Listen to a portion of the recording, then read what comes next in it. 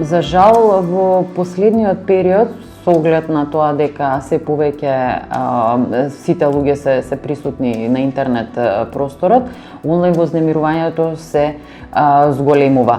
Тоа го говори искуството на новинарките и медиумските работнички и за жал некако тоа стана секојдневие и причина да едноставно влијае на еден или на друг начин на работата врз новинарките. Кај новинарките почесто, бидејќи секогаш најпрвен се удира по личниот изглед на жената, а со тоа да се наруши интегритетот на незината работа и професија. Кај мажите поинаку никогаш не се оди по личниот изглед, сексизам немаме кај нив, туку најчесто онлайн вознемирувањето кај колегите е директно поврзано со нивната работа. Со развојот на вештачката интелигенција, за жал сметам дека само тоа ќе се засилува и затоа мораме да реагираме навремено и затоа ни се потребни уште сега механизми и подигнување